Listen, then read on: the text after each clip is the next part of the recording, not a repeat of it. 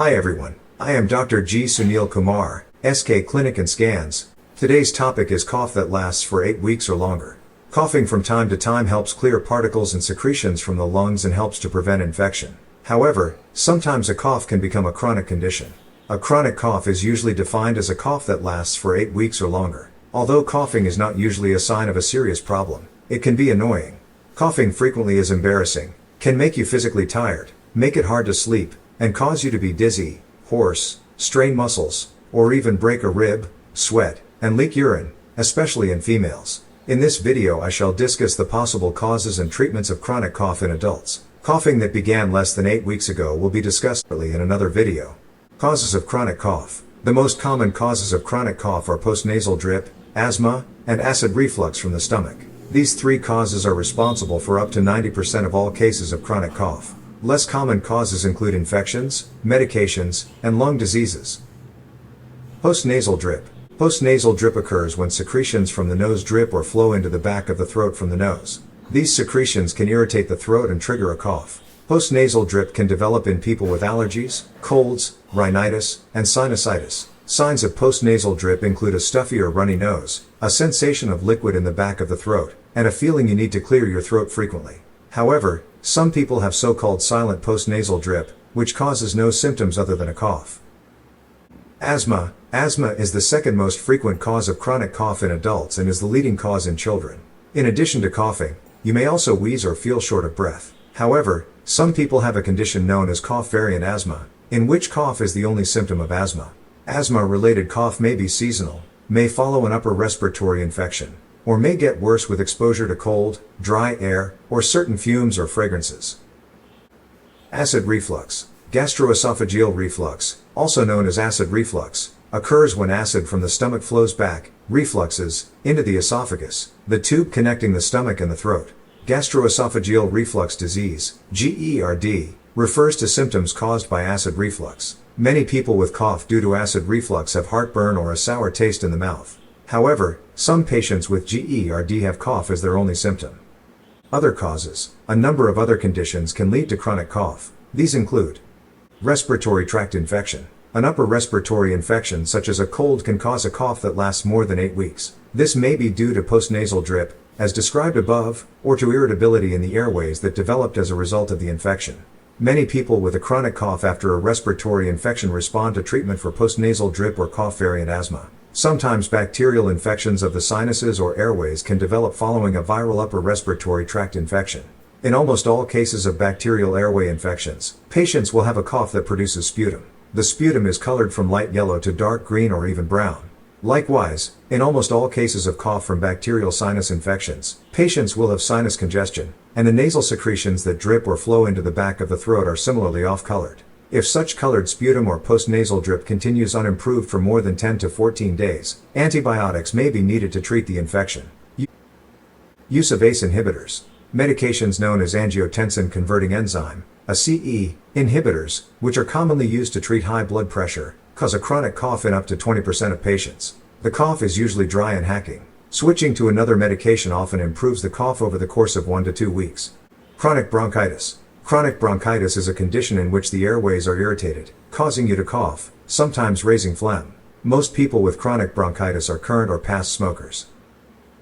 Lung cancer. Although lung cancer can cause coughing, very few people with a chronic cough have lung cancer. Cancer is possible, however, especially if you are a smoker and your cough changes suddenly, you begin to cough up blood, or if you continue to cough more than 1 month after quitting smoking. Eosinophilic bronchitis. A special type of inflammation in the airways called eosinophilic bronchitis can cause a chronic cough. This is diagnosed when your breathing tests show no evidence of asthma, but your phlegm or airway biopsy shows cells called eosinophils. Eosinophilic bronchitis is much less common than asthma. Bronchiectasis. Sometimes one or more severe or recurrent respiratory infections can damage airway walls, leading to widening of the affected airways, decreased ability to clear secretions, and chronic infection of those airways.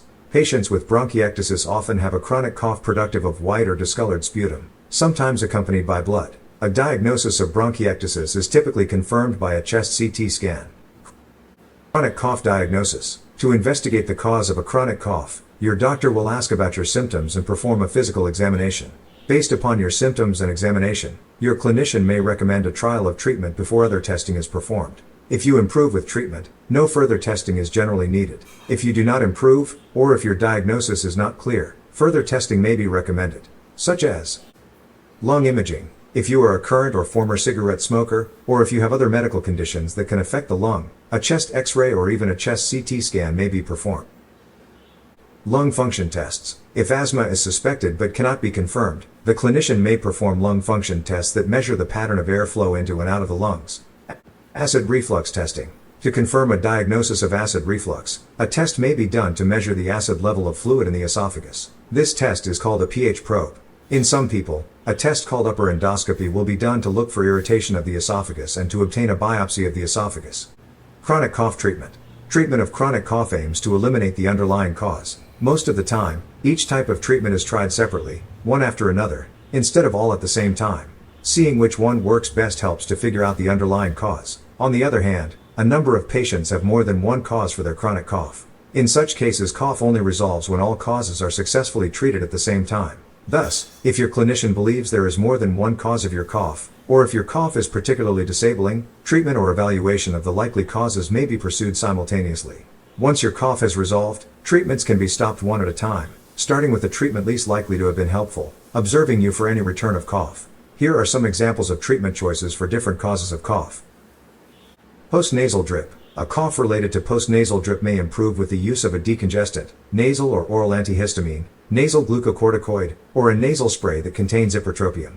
The best treatment, or combination of treatments, depends upon your symptoms and medical history. The following are some examples of how these medications may be used. If you have postnasal drip from a cold, antihistamines that are taken as a pill, such as chlorpheniramine or clemastine, may help, but can cause side effects such as drowsiness and drying of the eyes, nose, and mouth. Most of these are available over the counter. Decongestants such as pseudoephedrine can improve nasal congestion, make it easier to blow one's nose, and thus lessen postnasal drip. The nasal spray ipratropium bromide can also help relieve runny nose, postnasal drip, and sneezing associated with a cold. If you have postnasal drip from allergies, hay fever, nasal glucocorticoids can be used to help reduce nasal inflammation, postnasal drip, and cough. Oral antihistamines such as loratadine, fexofenadine, or cetirizine are also effective for allergic postnasal drip and are available without a prescription.